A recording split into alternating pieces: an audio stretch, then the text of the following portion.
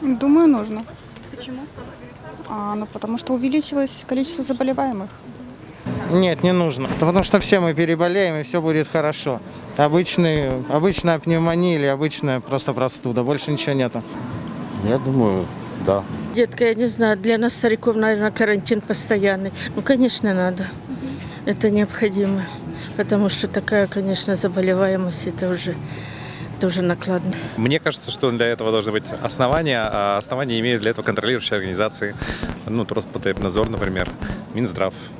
Я даже не могу сказать. Мне кажется, не стоит. Смысл? Смысла-то все равно нет. Все равно же хоть, маски надо, да. Масочный режим надо ужесточить. Нет, я думаю, не надо. Я думаю, если будет придерживаться, то не нужен. Нет, не стоит его вводить, не стоит. Потому что уже все привыкли жить, как живут.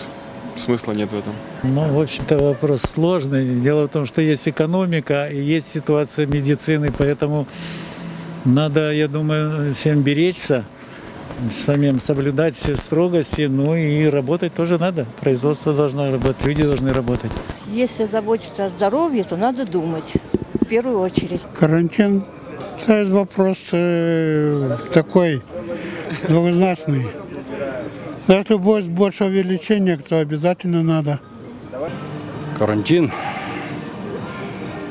Так карантин можно было бы ввести. Только беда, это как коромысло.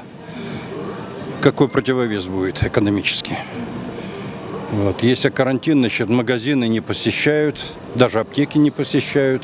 Соответственно, доходов нет со всеми вытекающими. Думаю, здесь просто элементарные вещи должны быть.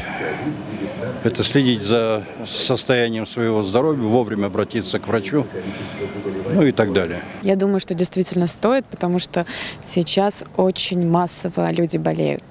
Очень много знакомых болеют. Я думаю, стоит.